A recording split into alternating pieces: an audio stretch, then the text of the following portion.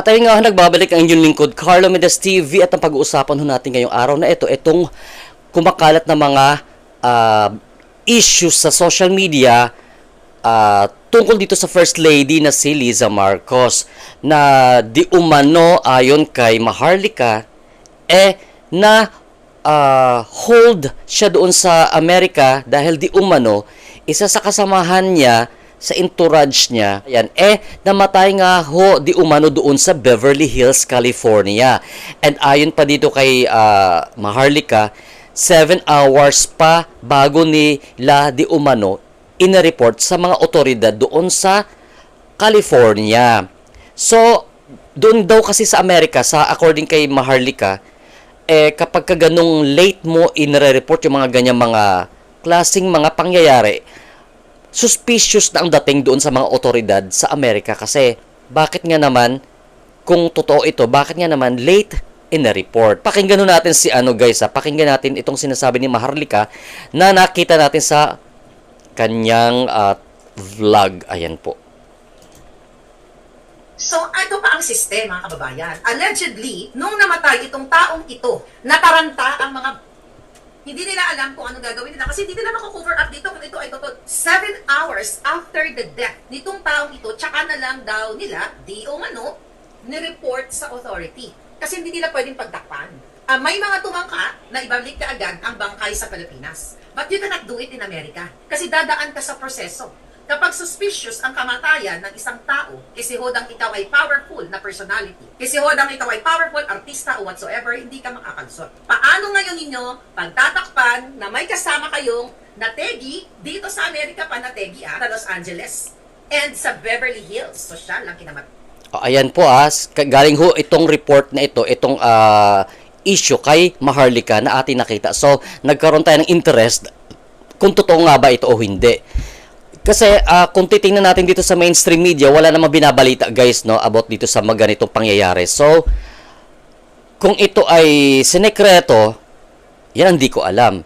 Kung ito ay totoo, yan ay hindi ko rin alam kasi wala tayo doon sa pinangyarihan ng kwento na yan. So, ito ay base ho sa isinasabi ni Maharlika. Ayan po.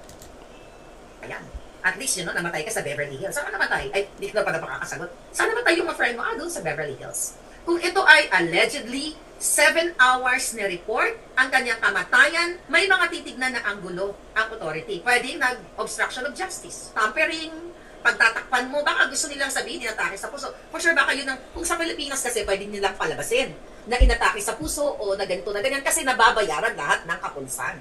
Pero dito sa Amerika, mga palangga, hindi mo pwedeng harangan o hindi mo pwedeng i-cover up yung pagkamatay ng isang tao. Kasi mananagot ka. Kaya I hope managot si Liza Tanas dito dahil kasama niya ito. Liza Tanas talaga tawag ni Miss Maharlika kay Liza Araneta. Ano ba yun? Ayan ho guys yan hong report, disclaimer, galing ho yan kay Miss Maharlika na nag-circulate sa social media. So nagkaroon ho ang Carlo Mendez TV ng interest kasi nga, teka, ba't parang wala akong naririnig na balita sa mainstream media tungkol dito sa pangyayari na ito. So pakinggan pa natin itong kanyang sinasabi. Ayan po. So, kapapasok lang na balita, allegedly si Liza Marcos ay naka-hold o hindi basta-basta makakauwi ng Pilipinas dahil di umano ay iniimbestigahan dahil sangkot ang kanyang entourage Person of interest siya ngayon. Ate Claire, person of interest siya ngayon. Person of interest siya ngayon. So, kapapasok lang na balita. Ayun guys, yung isang lalaki na nagsalita na narinig niyo, si Attorney Glenn Chong ata yun. Hindi ko nagkakamali. Ayan. So, about naman ho doon kay Pangulong Duterte, ngayong gabi ata, guys, parating na itong si Pangulong Duterte dyan sa Hague, Netherlands. Ayan. So, ang issue about kay Pangulong Duterte dahil ililitisin pa naman siya doon sa Netherlands. So, ang tabayanan ho natin ang mga susunod na hakbangin ng kampo ng mga Duterte. Kasi ang pagkakaalam ko sumunod na ho doon kanina si Vice President Sara Duterte at ang kanyang anak na si Congressman Pulong Duterte. Ayan ho. At si Baste, di ko lang sure kung kasama si Baste, guys, doon sa pagpunta sa Netherlands. So, ang tabayanan natin yan kasi marami hong nagrarambol-rambol na ho ang mga pangyayari dito sa Pilipinas, kabayan, no? So di ko alam kung ano na ang patutunguhan ng bansa natin, no? So may andiyan na ang China is nagbigay din ng komento doon sa pagka-aresto ni Pangulong Duterte. Ayan ho. Lagi ho nating bantayan at abangan ang mga latest na update sa bawat pangyayari sa ating bansa, kasi nga ho, ito ho ay mga mahahalagang usapin dito sa Pilipinas ngayon. Lalo pa ho, may mga issue diyan sa Korte Suprema tungkol sa PhilHealth, no? Na ilan yun, magkano yun? 60 billion na transfer di umano sa National Treasury. And ang usapin pa diyan na pinapatawag niya itong si Kimbo at ang alam ko si kung di ako nagkakamali, pati si Speaker of the House Romualdez and si Senate President Chis Escudero, if I were not mistaken, no? Kasama sila sa ipinatawag